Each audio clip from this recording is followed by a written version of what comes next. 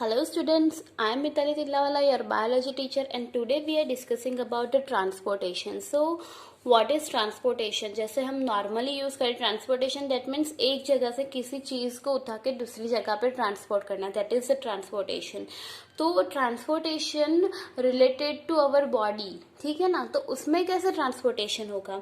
जैसे कि हमने सबसे फर्स्ट टॉपिक पढ़ा था अबाउट द न्यूट्रिएंट. तो न्यूट्रिशन या न्यूट्रिएंट में हमने क्या पढ़ा था कि जो भी लार्ज पार्टिकल है, जैसे कि समझ लो प्रोटीन है, तो प्रोटीन का सबसे स्मॉलेस्ट पार्टिकल है वो है अमाइनो एसिड. तो एक बार वो अमाइनो एसिड के फॉर्म में कन्वर्ट हो जाता है, उसके बाद वो अमाइनो एसिड इजीली इंटेस्टाइन के वॉल से एब्जॉर्ब होके ब्लड वेसल में जाता है, ठीक है. Second one, oxygen.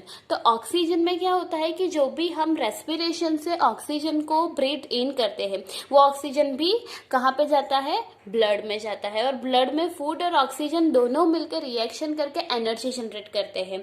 अभी ऑर्गन्स जो है, तो ऑर्गन्स अपनी जो भी प्रोसेस है वो करने के बाद वेस्ट मटेरियल प्रोड्यूस करता है, तो वो वेस्ट मटेरियल का भी ट्रांसपोर्ट होना जरूरी है. तो transportation that means transport of food, oxygen and waste materials.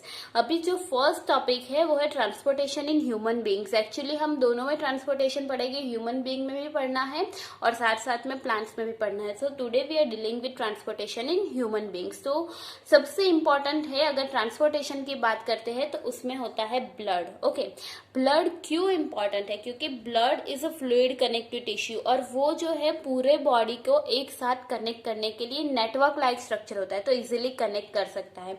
तो blood is fluid connective tissue which is use to exchange food, oxygen and waste material. जो मैंने आपको यहाँ पे ही बता दिया है. नाउ ब्लड का कंपोनेंट कैसा होता है? जैसे कि ब्लड कौन सी चीजों से बना? तो ब्लड जो है वो मेनली दो चीजों से बना होता है. फर्स्ट जो है वो है सेल्स एंड सेकंड जो है वो फ्लूइड मटेरियल्स. अभी सेल्स है तो सेल्स में तीन तरह के सेल्स होते हैं, that is red blood cell, RBC, white blood cell, WBC and platelets. Platelets के बारे में आपको आगे भी पढ़ना है थोड़ा सा. अभी समझ लो कि उसमें जो आरबीसी है, रेड ब्लड सेल, ओके, तो उसके पास एक पिगमेंट होता है दैट इज हीमोग्लोबिन, जो हमने प्रीवियस रेस्पिरेशन में भी पढ़ा. तो ये हीमोग्लोबिन ऑक्सीजन का ट्रांसपोर्ट करने में हेल्पफुल रहता है, क्योंकि ऑक्सीजन जो है वो फ्लूइड मटेरियल में इजीली डिसॉल्व नहीं हो सकता, तो उसके लिए हीमोग्लोबिन प्रेजेंट होता है आरबीसी में. But other materials like salt, food, carbon dioxide, nitrogenous waste which is easily dissolve in fluid material. Okay, तो अगर इनका ट्रांसपोर्टेशन करना है तो फ्लूइड मटेरियल इनफ है, बट अगर ऑक्सीजन का ट्रांसपोर्टेशन करना है तो वो आरबीसी के थ्रू होगा. नाउ जो ये फ्लूइड मटेरियल है which is known as plasma, याद रखना है सेल्स एंड प्लाज्मा दो चीजों से बना है.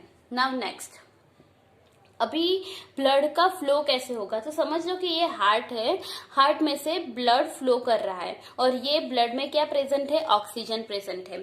अभी ऑक्सीजन जो है वो डायरेक्टली ऑर्गन तक पहुंचा रही है ब्लड वेसल के थ्रू. ब्लड वेसल के थ्रू ऑक्सीजन ऑर्गन तक पहुंच गया. अभी ऑर्गन के पास कुछ प्रोसेस हुई होगी और प्रोसेस होने के बाद जो भी वेस्ट मटेरियल है वो भी कहाँ पे रिलीज होगा? ब्लड में रिलीज होगा.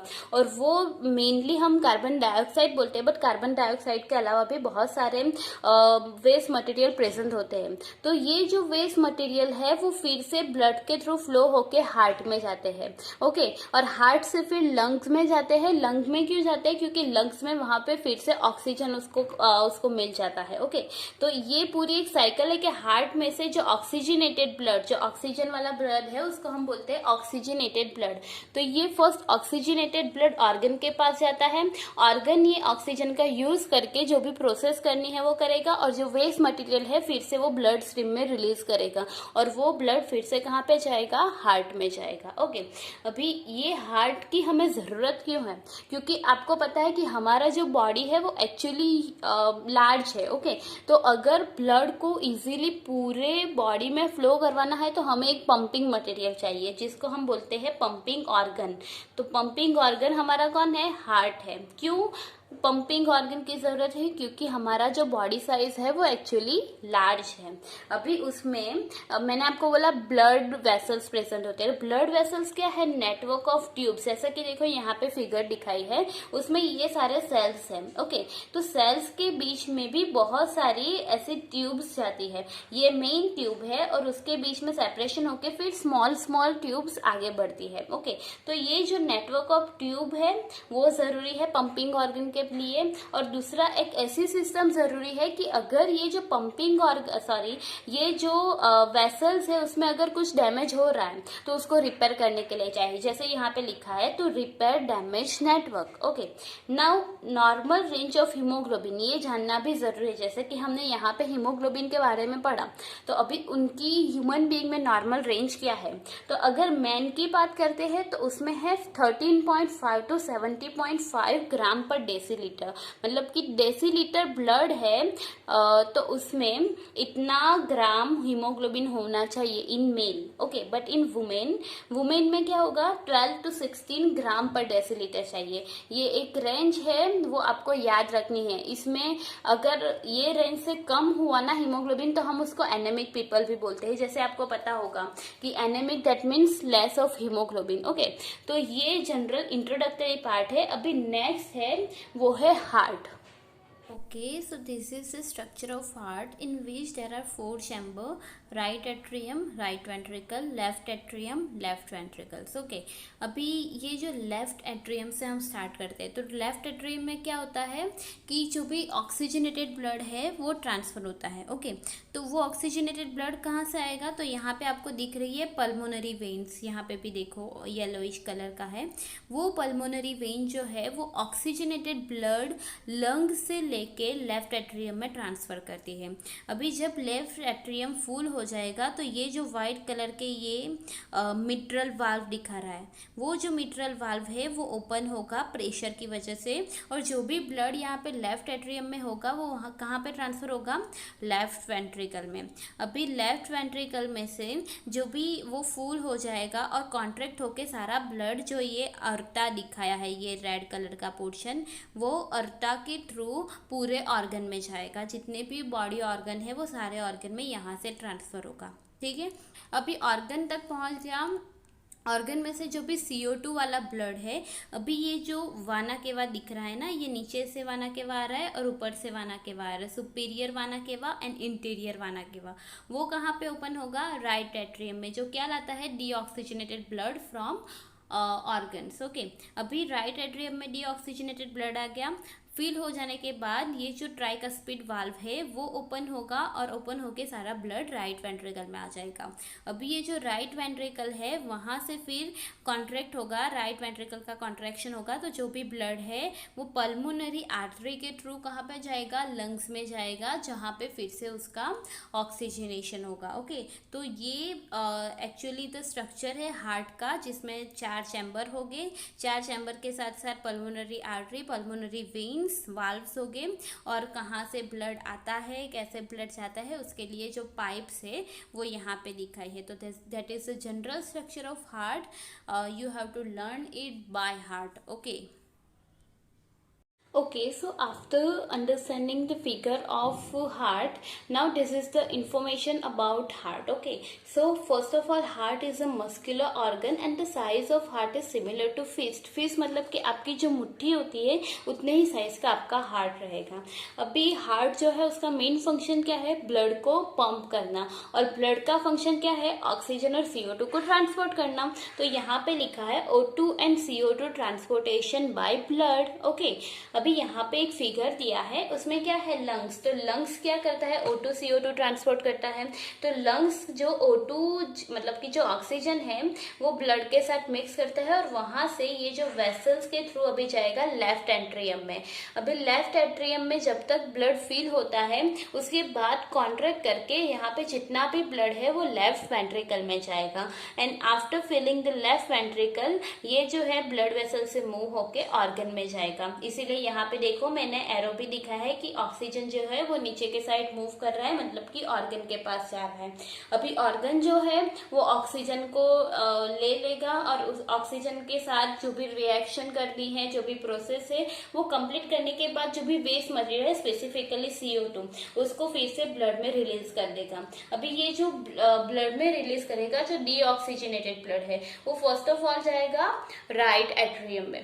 राइट एट्रियम में से फिर वो जो डीऑक्सीजनेटेड ब्लड है वो राइट वेंट्रिकल में जाएगा, और वेंट्रिकल में से फिर वो लंग्स में जाएगा, और लंग्स में फिर से ऑक्सीजन को टेकअप करेगा और फिर से ऑक्सीजनेटेड ब्लड बनाएगा। ये एक पूरा साइकिल है कि लंग्स में से पहले लेफ्ट एट्रियम, लेफ्ट वेंट्रिकल, ठीक है, और वो जो ऑक्सीजन है वो ऑर्गन को दे दिया। नाउ ऑर्गन ने जो भी वेस्ट मटेरियल जनरेट किया है वो फर्स्ट जाएगा राइट एट्रियम में, देन राइट वेंट्रिकल में, और उसके बाद जो है वहां से लंग्स में जाएगा फिर से ऑक्सीजनेटेड होने के लिए। ये चीज आपको याद रखनी है। अभी हार्ट चैम्बर्स, हार्ट जो होता है ना वो चैम्बर्स में है, जैसे आप समझ रहे हो first, second, third, fourth, okay, 4 chambers बना हुआ है। ये चैम्बर्स की जरूरत क्यों है? क्योंकि मिक्सिंग ना हो, क्योंकि समझ लो ये जो है वो ऑक्सीजनेटेड ब्लड है और इस साइड पे जो है वो डीऑक्सीजनेटेड ब्लड है। तो ऑक्सीजनेटेड ब्लड और डीऑक्सीजनेटेड ब्लड के बीच मिक्सिंग ना हो, इसीलिए हार्ट में चैम्बर्स आए हुए हैं। अभी कौन कौन से चैम्बर्स है? तो left and right atrium and left and right ventricles, जो यहाँ पे मैंने लिखा है, ओके। अभी ब्लड फ्लो कैसे करता है, जो मैंने ऑलरेडी आपको यहाँ पे एक्सप्लेन कर दिया। अभी ब्लड फ्लो कैसे करता है यहाँ पे मैंने लिखा है। तो first of all O2 reach the blood, that means oxygenated blood come from lungs, मतलब कि लंग्स में से ऑक्सीजनेटेड ब्लड आ रहा है। अभी वो कहाँ पे जाएगा? लेफ्ट एट्रियम में। लेफ्ट एट्रियम में जाएगा, उसकी वॉल कैसी रहेगी? थिन रहेगी, और वो रिलैक्स कंडीशन में है। जब भी ब्लड अभी एट्रियम में एंटर कर रहा है तो एट दैट टाइम जो एट्रियम है वो रिलैक्स कंडीशन में है, ओके। अभी क्या होगा कि बहुत सारा ब्लड अंदर फिलअप हो जाएगा, लेफ्ट एट्रियम में ब्लड फिलअप हो जाएगा। उसके बाद वो जो एट्रियम है वो कॉन्ट्रैक्ट करेगा। कॉन्ट्रैक्ट करने की वजह से यहाँ पे जो वाल्व दिए है, देखो मैंने लिखा भी है, ये वाल्व है, वो प्रेशर की वजह से ये कॉन्ट्रैक्ट होगा तो प्रेशर जनरेट होगा, इसकी वजह से ये वाल्व ओपन होगा, ठीक है। तो यहाँ पे लिखा है after fill with blood left atrium contract, okay. अभी कॉन्ट्रैक्ट होने के बाद क्या होगा कि ब्लड जो है वो लेफ्ट वेंट्रिकल में एंटर होगा, जिसकी वॉल एक्चुअली ठीक रहती है और पहले रिलैक्स कंडीशन में होगा। फिर बहुत सारा ब्लड यहाँ पे वेंट्रिकल में फिलअप हो जाएगा, उसके बाद लेफ्ट वेंट्रिकल भी कॉन्ट्रैक्ट होगा एंड ब्लड जो है वो ट्रांसफर होगा तो डिफरेंट ऑर्गन, जैसे यहाँ पे मैंने आपको दिखाया है कि वेंट्रिकल में से फिर वहां से ऑर्गन में जाएगा। ये हो गई ऑक्सीजनेटेड ब्लड कैसे ट्रांसपोर्ट होता है। अभी डीऑक्सीजनेटेड ब्लड मतलब कि ये वाला पोर्शन, तो ये कैसे होगा? तो समझ लो कि deoxygenated blood from organ, that means के ऑक्सीजन कम है और CO2 का लेवल बहुत ज्यादा है, तो ये जो डीऑक्सीजनेटेड ब्लड है वो ऑर्गन में से आएगा और फर्स्ट ऑफ ऑल कहाँ पे जाएगा? राइट एट्रियम में, जो रिलैक्स कंडीशन में होगा। तो सबसे पहले यहाँ से जाएगा राइट एट्रियम में, और कब तक जाएगा? जब तक कि ये फूल ना हो जाए, ठीक है। राइट एट्रियम फुल हो जाएगा, उसके बाद उसका कॉन्ट्रैक्शन होगा तो ये वाल्व जो है वो फिर से ओपन हो जाएगा और इसमें जितना भी ब्लड है वो राइट वेंट्रिकल में आ जाएगा। अभी राइट वेंट्रिकल एक बार फिलअप हो गया, उसके बाद उसका भी कॉन्ट्रैक्शन होगा और उसमें से ब्लड कहाँ पे जाएगा? लंग्स में जाएगा। देखो यहाँ पे लिखा है, पहले रिलैक्स था, फिर फिलअप हो गया, उसके बाद उसका कॉन्ट्रैक्शन होगा। तो कॉन्ट्रैक्शन होने की वजह से जो भी एट्रियम में ब्लड है वो कहाँ पे एंटर होगा? राइट वेंट्रिकल में, जो पहले रिलैक्स कंडीशन में था, बट एक बार वेंट्रिकल फुल हो गया उसके बाद वो कॉन्ट्रैक्ट होगा और उसमें जो भी डीऑक्सीजनेटेड ब्लड है वो कहाँ पे जाएगा? लंग्स पे जाएगा। क्यों लंग्स पे जाएगा? क्योंकि वहां पे ऑक्सीजन होता है और ऑक्सीजन से ये जो डीऑक्सीजनेटेड ब्लड है वो फिर से ऑक्सीजनेटेड होगा और ये साइकिल फिर से स्टार्ट होगा। तो ये कैसे ब्लड फ्लो होता है, उसमें चैम्बर्स क्यों होते हैं और हार्ट का मेन फंक्शन क्या है, उसका स्ट्रक्चर क्या है, ये आपको यहाँ पे समझाया गया है। तो आई होप कि आपको ये इजीली समझ में आ गया हो। Now oxygen enters the blood into lungs, okay। तो हमने बोला कि ऑक्सीजनेटेड होने के लिए जो डीऑक्सीजनेटेड ब्लड है उसको कहाँ पे पहुंचाना पड़ेगा? लंग्स में, क्योंकि लंग्स जो है वो ऑक्सीजन को ट्रांसफर करेगा कहाँ पे? ब्लड में, ओके। तो सबसे पहले एक फिगर देख लेते हैं, उसके बाद आपको और बेहतर समझ में आएगा। So here in this structure you can understand how blood will flow or transport throughout the body and कहाँ पे ये जो deoxygenated blood है उसका oxygenation होगा. ओके तो यहाँ पे देखो जो रेड कलर की पाइप दिखा है that means oxygenated blood transport हो रहा है, और जो ब्लू कलर की पाइप है that means deoxygenated blood transport हो रहा है. अभी देखो कि लंग्स है, लंग्स में से ऑक्सीजन को लेके ये ऑक्सीजनेटेड ब्लड पल्मोनरी वेन्स के थ्रू कहाँ पे जाएगा, लेफ्ट एट्रियम में जाएगा. अभी लेफ्ट एट्रियम फिलअप होगा, कॉन्ट्रैक्ट होगा, और कॉन्ट्रैक्ट होने के बाद वो जाएगा लेफ्ट वेंट्रिकल में, ठीक है ना. और लेफ्ट वेंट्रिकल के बाद वहाँ से फिर मूव होके यहाँ से देखो ऑर्गन के पास जाएगा. अभी ऑर्गन को ऑक्सीजन मिल गया, ऑक्सीजन मिलने के बाद जो भी प्रोसेस होगी वो होगा, और उसके बाद जो भी वेस्ट मटेरियल है स्पेशली CO2 वो ब्लड के साथ मिक्स होगा और वाना केवा के थ्रू कहाँ पे जाएगा, राइट एट्रियम में. राइट एट्रियम फील होगा, कॉन्ट्रैक्ट होगा, और कॉन्ट्रैक्ट होने के बाद राइट वेंट्रिकल में जाएगा, और जो डीऑक्सीजनेटेड ब्लड है वो फाइनली पल्मोनरी आर्टरी के थ्रू फिर से लंग्स में जाएगा, और लंग्स में जाने के बाद फिर से उसका ऑक्सीजनेशन होगा. ऑक्सीजनेशन होने के बाद वो ब्लड फिर से लेफ्ट एट्रियम में जाएगा with the help of pulmonary vein. तो ये जो पूरा साइकिल है वो कंटिन्यूस चलता रहता है.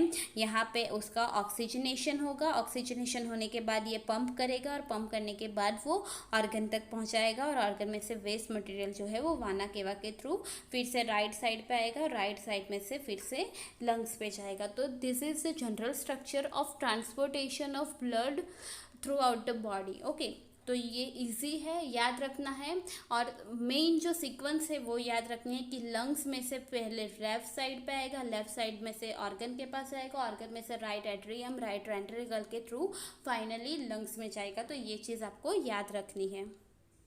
Okay, so separation of right side and left side of the heart is necessary. जैसे हमने आगे पढ़ा कि चैम्बर्स, 4 चैम्बर्स थे, तो वो चैम्बर्स का मेन काम क्या था, सेपरेशन करना था right side and left side. क्यों, क्योंकि जो लेफ्ट साइड था हमने देखा left atrium and left ventricle में से सिर्फ और सिर्फ ऑक्सीजनेटेड ब्लड जा रहा था, जबकि राइट साइड मतलब कि राइट एट्रियम और राइट वेंट्रिकल में से सिर्फ और सिर्फ डीऑक्सीजनेटेड ब्लड जा रहा था. तो ऑक्सीजनेटेड साइड और deoxygenated side it means left side और राइट साइड को सेपरेट करने के लिए चैम्बर थे. और वो चैम्बर्स की जरूरत क्यों थी, क्योंकि मिक्सिंग को प्रिवेंट कर सके. और दूसरी जरूरत क्यों थी, क्योंकि efficient transfer of oxygen to the body, body को एकदम इजीली और एफिशिएंट वे में ट्रांसफर कर सके, इसीलिए यहाँ पे चैम्बर्स या सेपरेशन होना जरूरी है. ठीक है ना, क्योंकि अगर सोचो कि वेंट्रिकल ही नहीं होता तो वेंट्रिकल कॉन्ट्रैक्ट होके कितना एफिशिएंटली मतलब इतना एफिशिएंटली ब्लड को फ्लो नहीं करता. इसीलिए दोनों का सेपरेशन होना भी जरूरी है, क्योंकि हम मिक्सिंग को प्रिवेंट कर सके और एफिशिएंटली ऑक्सीजन को ट्रांसफर कर सके. ओके अभी एफिशिएंटली ऑक्सीजन को ट्रांसफर करने की क्यों जरूरत है, क्योंकि हम जो है हमारी जो एनर्जी नीड होती है, एनर्जी रिक्वायरमेंट होती है वो ज्यादा होती है, क्योंकि हम दिन में पूरा दिन बहुत सारा काम करते हैं, और अगर वो काम करना है तो उसके लिए हमें एनर्जी चाहिए. तो हमारी जो एनर्जी नीड है वो हाई है. और हमने सबसे फर्स्ट लेक्चर में पढ़ा था कि ऑक्सीजन एनर्जी कैसे जनरेट करता है. तो कोई भी फूड मटेरियल है वो फूड मटेरियल ऑक्सीजन के साथ रिएक्शन करने के बाद एनर्जी जनरेट करता है. तो इसीलिए ऑक्सीजन का एफिशिएंट ट्रांसफर होना जरूरी है. अभी ये जो है ना वो मेंटेन करता है बॉडी टेम्परेचर को. जैसे कि बर्ड्स है, मैमल्स है, उसमें 4 चैम्बर्स हार्ट होते हैं. जैसे कि समझ लो ह्यूमन बींग्स है, ठीक है, हम मैमल्स में आते हैं. तो जो मैमल्स होते हैं ना उसका बॉडी टेम्परेचर चाहे विंटर हो, समर हो या मानसून हो, कोई भी टेम्परेचर हो उसमें हमारा body temperature nearly 37 degree Celsius रहता है. ठीक है ना, क्यों, क्योंकि ये जो है ना जो एफिशिएंट ट्रांसफर हो रहा है ऑक्सीजन का, इसकी वजह से टेम्परेचर जो है बॉडी का वो मेंटेन हो रहा है. किसमें, बर्ड्स और मैमल्स में. और हमेशा याद रखना बर्ड्स और मैमल्स जो है उसमें 4 चैम्बर्स हार्ट होता है. क्यों, क्योंकि उसमें डीऑक्सीजनेटेड और ऑक्सीजनेटेड ब्लड को सेपरेट रखना जरूरी है. ओके तो ये चीज समझ में आ गई आपको. Now next, animals do not need energy to maintain body temperature. Okay मतलब कि जो इंटरनल एनर्जी है वो एनिमल्स को नहीं चाहिए अपना टेम्परेचर मेंटेन करने के लिए, क्योंकि उसका टेम्परेचर जो है वो एनवायरमेंट के साथ चेंज होता रहता है। जैसे कि समझ लो कि अगर टेम्परेचर 30 डिग्री है तो वो एनिमल का टेम्परेचर 30 डिग्री रहेगा। अगर समझ लो कि समर है और समर में टेम्परेचर 42 हो रहा है, ठीक है ना, तो वो एनिमल का टेम्परेचर भी 42 डिग्री सेंटीग्रेड रहेगा। वो कोई भी कंडीशन में कांस्टेंट नहीं रह सकता। जैसे कि हम ह्यूमन हैं तो ह्यूमन में अगर 20 डिग्री हो, 30 डिग्री हो, 40 डिग्री हो या 50 डिग्री हो, कोई भी टेम्परेचर हो, पर हमारा टेम्परेचर, हमारा जो बॉडी टेम्परेचर है वो ऑलमोस्ट 37 डिग्री सेंटीग्रेड रहेगा। बट अगर ये एनिमल्स की बात करो तो उसमें क्या है कि एनवायरमेंट इफेक्ट करता है। अगर एनवायरमेंट का टेम्परेचर 20 है तो उसका एनिमल का बॉडी टेम्परेचर भी 20 रहेगा। अगर एनवायरमेंट का टेम्परेचर 30 है तो एनिमल बॉडी टेम्परेचर भी 30 रहेगा। इसीलिए यहाँ पे लिखा है टेम्परेचर जो है बॉडी टेम्परेचर। ओके, तो बॉडी टेम्परेचर जो है वो एनवायरमेंटल टेम्परेचर के साथ चेंज होता है। और उसके एग्जाम्पल में कौन होता है? Reptiles and amphibians. और ये जो रेप्टाइल्स एंड एम्फीबियंस है ना, उसमें 3 चैम्बर्स होते हैं। हार्ट जो होते हैं उसमें 3 चैम्बर्स होते हैं, क्योंकि वो लोग जो है ना, छोटा सा अगर ऑक्सीजनेटेड और डीऑक्सीजनेटेड ब्लड में मिक्सिंग होगा ना तो वो उसको टॉलरेट कर सकते हैं, जबकि बर्ड्स और मैमल्स जो है वो ऑक्सीजनेटेड और डीऑक्सीजनेटेड ब्लड का मिक्सिंग टॉलरेट नहीं कर सकते। तो इसीलिए इसमें 4 चैम्बर हार्ट है और ये एनिमल्स जो है उसमें 3 चैम्बर्स हार्ट है। नाउ फिशेस, तो फिशेस जो होते हैं ना उसके हार्ट में 2 ही चैम्बर्स होते हैं। और उसमें कैसा होता है कि हमने आगे पढ़ा था कि वो जो डिजोल्व्ड ऑक्सीजन होता है, वाटर में जो डिजोल्व्ड ऑक्सीजन होता है उसमें से ऑक्सीजन को एब्सॉर्ब करते हैं। तो क्या करते हैं कि जब भी वाटर इंटेक करते हैं ना तो गिल्स के पास जो भी ब्लड वेसल्स होगी उसमें ऑक्सीजन जाएगा। तो इसमें क्या होगा, blood pumps to the gills. Gills पे क्यों जाएगा? क्योंकि गिल्स से ही उसको ऑक्सीजन मिलने वाला है। तो यहाँ पे लिखा है O2 mixed with blood. Okay, अभी ये जो है ना वो डायरेक्टली ट्रांसफर टू बॉडी, मतलब अगर ब्लड को पंप करना है ना गिल्स तक तो उसको चैम्बर्स मतलब हार्ट की जरूरत है। बट एक बार ऑक्सीजन से मिक्स हो गया उसके बाद अगर बॉडी के ऑर्गन को ट्रांसफर करना है तो वो इजीली मूव कर लेगा, उसके लिए हमें पंप करने की जरूरत नहीं है। तो इसमें लिखा है blood passes through heart only once during single cycle. Okay, मतलब एक ही बार जो हार्ट मतलब हार्ट से गिल्स तक गया है वो एक ही बार ब्लड पास हो रहा है सिंगल साइकिल में। जबकि ये बर्ड्स और मैमल्स की बात करें तो blood passes through the heart twice during single cycle. जैसे कि समझ लो ऑक्सीजनेटेड ब्लड है वो लंग से हार्ट में आया है, हार्ट से ऑर्गन में गया है, ठीक है, तो वो एक साइकिल हो गया। उसके बाद दूसरा कब होगा कि वो जो ऑर्गन है, ऑर्गन में से CO2 वाला जो ब्लड होगा वो फिर से हार्ट में जाएगा, राइट एट्रियम राइट वेंट्रिकल में, और फिर उसके बाद लंग्स में जाएगा। मतलब एक ही साइकिल में ब्लड जो है वो 2 बार पास होगा। जबकि यहाँ पे कैसा होगा कि एक ही साइकिल में ब्लड हार्ट में से एक ही बार पास होगा। तो इसीलिए जो हमारे मतलब कि बर्ड्स और मेमल्स में जो भी ब्लड पास हो रहा है ना उसको हम डबल सर्कुलेशन बोलते हैं, क्योंकि सिंगल साइकिल में 2 बार twice a time blood passes through heart. Okay, example यहाँ पे भी लिखे हैं mammals and birds. Now blood pressure, आपने बहुत बार ये टर्मिनोलॉजी सुनी होगी ब्लड प्रेशर। तो what is blood pressure actually?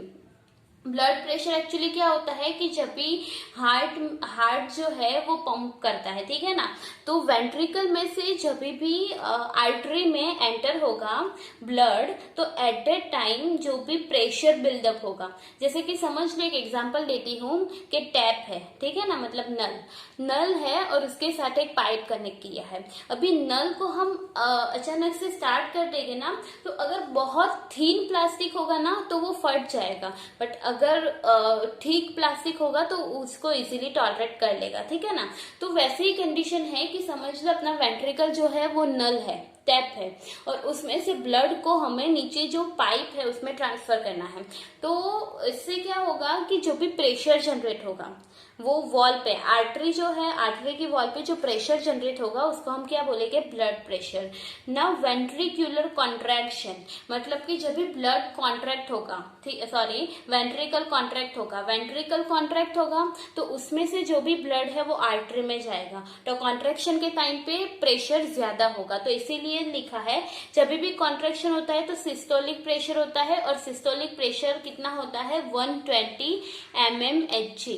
Okay, but जब रिलैक्सेशन कंडीशन, रिलैक्सेशन मतलब अभी उसमें से कोई भी ब्लड पास नहीं हो रहा है तो उस टाइम पे तो कोई प्रेशर ही नहीं होगा, तो वो ऐसा नहीं बोल सकते प्रेशर नहीं होगा, क्योंकि अगर हम हवा में मतलब ऐसे ही बैठे तो भी हमारी बॉडी पे 1 एटमॉस्फेयर प्रेशर लगता है, तो इससे ऐसे तो नहीं बोल सकते कि प्रेशर नहीं होगा, बट हाँ कॉन्ट्रैक्शन के टाइम से कम प्रेशर होगा। तो इसको जो प्रेशर बोलते हैं उसको बोलते हैं डायस्टोलिक प्रेशर, और इसकी कंपेयर में ये प्रेशर कम होगा एंड दैट इज 80 mmHg। तो ये चीज जो है वो एक्स्ट्रा है, आपको याद रखना है। कॉन्ट्रैक्शन के टाइम पे प्रेशर ज्यादा होगा जिसको सिस्टोलिक प्रेशर बोलते हैं, और वो कितना होगा 120 mmHg। जबकि वेंट्रिकुलर रिलैक्सेशन होगा जब कोई प्रेशर नहीं होगा, बहुत मिनिमम प्रेशर होगा, at that time diastolic pressure बोलते हैं, और वो प्रेशर कितना होगा 80 mmHg। ओके, तो ये कैसे ऑक्सीजन जो है वो लंग्स तक पहुंचता है, कैसे 4 heart chambers free and 2 chambers animals, how they can survive, how they can pump the blood to different organ, वो यहाँ पे हमने सीखा है। यहाँ पे सिर्फ एग्जांपल ये देखो, यहाँ पे 4 chamber heart, 3 chamber heart, 2 chamber heart, और जो डबल सर्कुलेशन है उसकी डेफिनेशन दिया है, एंड देन ब्लड प्रेशर कि 2 टाइप के ब्लड प्रेशर होता है, अगर कॉन्ट्रैक्शन हो रहा है तो कौन सा होगा, रिलैक्सेशन हो रहा है तो कौन सा होगा। ठीक है, इजी है, यहाँ पे से पढ़ लोगे, थोड़ा अपने आप से रिवीजन करोगे तो आपको इजीली समझ में आ जाएगा। ओके, सो अभी तक हमने हार्ट पढ़ लिया, कौन से चैम्बर किन टाइप के हार्ट्स होते हैं वो पढ़ लिया। अभी वो हार्ट में से जो पाइप निकलती है, अभी तक हमने जो टर्मिनोलॉजी यूज की वो जस्ट एक पाइप निकल रही है जिसमें ऑक्सीजनेटेड ब्लड है, डीऑक्सीजनेटेड ब्लड है, बट अभी वो पाइप का स्पेसिफिक नाम क्या है, वो ब्लड वेसल्स का स्पेसिफिक नाम क्या है, उसके बारे में हमें यहाँ पे पढ़ना है। So the tube which is known as the blood vessels. Now blood vessels are of 2 type. First one is arteries. Arteries क्या करती है कि जो भी ब्लड होता है, स्पेसिफिकली ऑक्सीजनेटेड ब्लड, उसको हार्ट से ऑर्गन ऑफ बॉडी तक ट्रांसफर करता है। ओके, और ये जो आर्टरीज होती है ना वो जनरली ठीक होनी चाहिए और इलास्टिक वॉल होनी चाहिए बिकॉज ऑफ प्रेशर। जैसे हमने ब्लड प्रेशर पढ़ा तो ब्लड प्रेशर में मैंने आपको समझाया, ठीक है ना, तो उसीलिए यहाँ पे मैंने लिखा है कि आर्टरीज जो है उसकी वॉल ठीक और इलास्टिक होनी चाहिए, जिसकी वजह से अगर प्रेशराइज कंडीशन में ब्लड आता है तो वो डैमेज होने से बच सके। ठीक है ना, और आर्टरीज ब्लड को हार्ट से ऑर्गन तक पहुंचाता है। अभी जो दूसरी ब्लड वेसल है उसको हम बोलते हैं वेन्स। ओके, तो वेन्स क्या करता है, जो डीऑक्सीजनेटेड ब्लड है वो डीऑक्सीजनेटेड ब्लड को ऑर्गन में से हार्ट तक पहुंचाने का काम करता है। और यहाँ पे तो प्रेशर बिल्डअप होता है क्योंकि जो वेंट्रिकल है वो कॉन्ट्रैक्ट होता है, बट इस कंडीशन में कोई भी कॉन्ट्रैक्शन या रिलैक्सेशन नहीं होगा। ठीक है ना, तो कोई प्रेशर नहीं होगा, और इतना ज्यादा प्रेशर नहीं होगा तो उसका डैमेज होने के चांसेस भी कम है। तो इसीलिए यहाँ पे ठीक वॉल होना जरूरी नहीं है। क्यों? Because there is no much pressure, but yes they have valves. Valves क्यों होना जरूरी है? क्योंकि उसका यूनिडायरेक्शनल फ्लो हो, मतलब कि समझ लो कि अगर ऊपर की डायरेक्शन में मूव कर रहा है तो वो ऊपर की डायरेक्शन में ही मूव हो, फिर से वो रिवर्स मूव ना हो सके, इसीलिए यहाँ पे वाल्व्स होते हैं। ठीक है, now artery divide into smaller and smaller vessels. जैसे हमने आगे एक फिगर देखी थी कि बहुत सारे सेल्स है, तो मेन जो है वो सेपरेट होके और स्मॉल वेसल्स बना रही थी, तो वो डिवाइड होती रहती है और स्मॉलेस्ट स्मॉलेस्ट वेसल बनाते जाती है। जो सबसे स्मॉलेस्ट वेसल होती है ना उसको हम बोलते हैं कैपिलरीज। ओके, और ये जो कैपिलरीज होती है वो सिंगल सेल्ड थिक वॉल होती है, मतलब कि समझ लो कि ये कैपिलरी है और कैपिलरी के आसपास सिर्फ एक सिंगल सेल की ही वॉल होगी, और सिंगल सेल वॉल होगी ना तो उससे क्या होगा कि जो भी एक्सचेंज करना है, जो भी वेस्ट मटेरियल है, ऑक्सीजन है या फूड है, उसको इजीली एक्सचेंज कर सकते हैं। देखो यहाँ पे लिखा भी है एक्सचेंज इजीली। अभी देखो यहाँ पे फिगर है, ये आर्टरी है। ठीक है, आर्टरी क्या करती है, हार्ट में से ऑक्सीजनेटेड ब्लड को ऑर्गन तक पहुंचाती है। अभी ऑर्गन तक पहुंचने से पहले वो बहुत सारी वेसल्स बनाती है, स्मॉलेस्ट वेसल बनाती है जिसको हम बोलते हैं कैपिलरीज। ओके, अभी वो कैपिलरीज ऑक्सीजनेटेड ब्लड को तो ले लिया, जो वेस्ट मटेरियल है वो ब्लड के साथ मिक्स करके फिर से वो वेन के साथ ज्वाइंट हो जाती है। तो देखो यहाँ पे लिखा भी है joint together to form a veins. तो ये इतने समझ में आ गए कि स्मॉलेस्ट वेसल को क्या बोलते हैं, कैपिलरीज, जो सिंगल सेल्ड थिक वॉल होती है। है। ओके, और वो ऐसा क्यों होता है, क्योंकि इजीली एक्सचेंज कर पाए और सारी की सारी वेसल्स फिर से ज्वाइंट होके, सॉरी, सारी की सारी कैपिलरीज है वो फिर से ज्वाइंट होके क्या बना देगी, वेन्स बनाएगी। ठीक है, अभी ये जो बात हो गई है कौन कौन सी ट्यूब्स होती है, मतलब ट्यूब्स तो हमने पढ़ा, बट वो ट्यूब्स का नाम क्या होता है, आर्टरीज है, वेन्स है, और आर्टरी और वेन के साथ साथ एक और है टर्मिनोलॉजी, दैट इज कैपिलरीज, उसके बारे में हमने ये टॉपिक में पढ़ लिया। अभी next that is maintenance by platelets. जब हम स्टार्ट करें तभी मैंने बोला कि आरबीसी, डब्ल्यूबीसी और प्लेटलेट्स 3 सेल्स प्रेजेंट होते हैं ब्लड में, तो उसमें हम प्लेटलेट्स के बारे में स्टडी करेंगे। क्यों, क्योंकि जब भी आपको पता होगा कि आपको इंजरी होती है ना, तो थोड़े टाइम के बाद वहां पे ब्लड क्लोट होना चालू हो जाता है। ठीक है ना, तो वो ब्लड क्लोट होने के लिए जो रिस्पॉन्सिबल है ना, वो प्लेटलेट्स है। तो देखो यहाँ पे लिखा है दैट इंजरी होगी, तो इंजरी होने से क्या होगा, ब्लीडिंग स्टार्ट हो जाएगा, और अगर ब्लीडिंग स्टार्ट हो गया और अगर उसका रिपेयर ही नहीं किया तो एक टाइम ऐसा आएगा कि पूरी बॉडी में से सारा ब्लड वहां से निकल जाएगा, तो उसको रिपेयर करना जरूरी है। ठीक है ना, नीड टू रिपेयर, क्यों, because to reduce the loss of blood and reduce pressure. अगर प्रेशर रिड्यूस हो गया, समझ लो कि आपका जो प्रेशर मेंटेन है, ठीक है ना, पूरी सिस्टम में प्रेशर मेंटेन है, अभी वहां से एक जगह पे से ब्लीडिंग होना स्टार्ट हो गया, तो जो प्रेशर बिल्डअप हुआ था वो भी रिड्यूस हो जाएगा और ऊपर से ब्लड भी लॉस हो जाएगा, तो इसीलिए रिपेयर होना जरूरी है। तो वो रिपेयर कौन करेगा, प्लेटलेट सेल्स करेंगे, और प्लेटलेट सेल क्या करेंगे कि जहां पे भी ब्लीडिंग हो रहा है वहां पे जाके प्लग कर लेगा और वहां पे क्लोट फॉर्मेशन कर लेगा, तो क्लोट हो जाएगा ना, तो इसकी वजह से वहां से जो ब्लड फ्लो हो रहा है वो स्टॉप हो जाएगा। ठीक है ना, तो ये शॉर्ट टॉपिक है, that is the maintenance by platelets. Now next that is the lymph. जैसे ब्लड है वैसे ही ये लिम्फ एक टिश्यू फ्लूइड है। ब्लड को हम जनरली बोलते हैं कि ब्लड ही पूरी बॉडी में ट्रांसपोर्ट होता है, बट ब्लड के अलावा एक और ट्रांसपोर्टेशन फ्लूइड है, that is the lymph, which is also known as a tissue fluid. Okay, now capillaries have pores. यहाँ पे आपने कैपिलरीज देखा, तो कैपिलरीज में बहुत सारे पोर्स होते हैं, ठीक है ना, और इतने बड़े भी नहीं होते, छोटे छोटे पोर्स होते हैं। तो ये पोर्स के थ्रू क्या सीक्रेट होगा, some amount of plasma, proteins and blood cells into intracellular space. देखो यहाँ पे फिगर में दिखा है, ये सारे सेल्स है, ठीक है, यहाँ से ये ब्लड वेसल्स है और ये स्मॉलेस्ट ब्लड वेसल्स है, समझ लो। ठीक है, अभी ये जो स्मॉलेस्ट ब्लड वेसल्स है जिसको हम कैपिलरीज बोलते हैं, कैपिलरीज में पोर्स प्रेजेंट होता है। अभी ये जो पोर्स है ना, पोर्स में से जो भी मटेरियल है जैसे कि प्लाज्मा है, प्रोटीन है, ब्लड सेल्स है, वो सारे यहाँ पे जो दो सेल के बीच का स्पेस होता है उसको हम बोलते हैं इंट्रासेल्युलर स्पेस। तो वो स्पेस में वो लिक्विड जो है वो आ जाता है।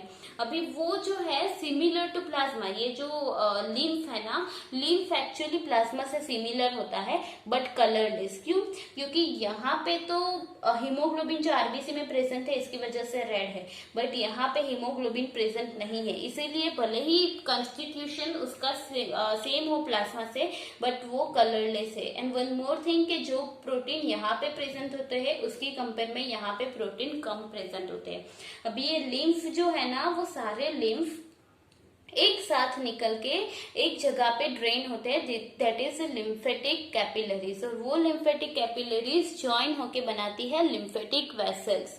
वो लिम्फेटिक वेसल्स फिर फाइनली जाके लार्ज वेन्स में ज्वाइंट हो जाते हैं। मतलब समझ लो कि यहाँ पे बहुत सारी लिम्फेटिक वेसल्स बनी है और फिर से ज्वाइंट होके वो वेन से मिल रही है। ठीक है, अभी लिम्फ जो है उसका मेन काम क्या करना है कि डाइजेशन में हेल्प करना है और एब्जॉर्प्शन में हेल्प करना है, किसके, फैट के।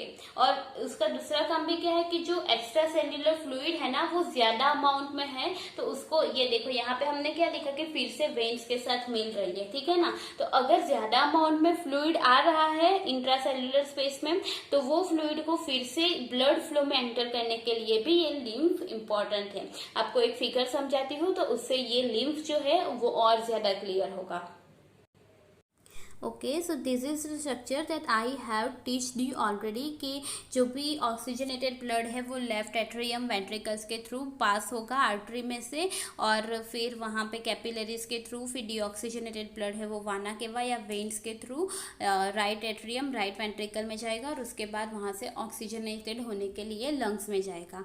बट उसके बाद ये जो वेन्स है ना, वेन्स की सबसे जो स्मॉलेस्ट वेसल होती है उसको हम आर्टरी आर्टरी जो होती है, आर्टरी की सबसे स्मॉलेस्ट वेसल होती है, उसको हम बोलते हैं कैपिलरीज। ओके, और वो जो कैपिलरीज होती है उसमें बहुत सारे पोर्स होते हैं, और वो पोर्स से जो भी फ्लूइड निकलता है उसको हम बोलते हैं टिश्यू फ्लूइड या फिर लिम्फ। तो ये जो ग्रीन कलर दिखाया है वो पूरा लिम्फ के लिए है। तो ये जो डॉट दिखाए हैं वो सारे टिश्यू सेल्स हैं, और टिश्यू सेल के बीच में जो भी लिम्फेटिक फ्लूइड है वो फर्स्ट ऑफ ऑल कैपिलरी में जाएगा, कैपिलरी से फिर वो लिम्फेटिक वेसल बनाएगा, ये लिम्फ नोड भी फॉर्म होता है, और ये जो लिम्फ वेसल है वो फिर से वेन के साथ जॉइंट हो जाएगी, जो मैंने आपको ऑलरेडी इन्फॉर्मेटरी पार्ट में बताया है। ओके, तो ये चीज़ याद रखना कि आर्टरी की जो कैपिलरीज है उसमें से एक्स्ट्रा सेल्यूलर फ्लूइड निकलता है जिसको हम लिम्फ या टिश्यू फ्लूइड बोलते हैं, वो lymph capillary and lymphatic vessels के थ्रू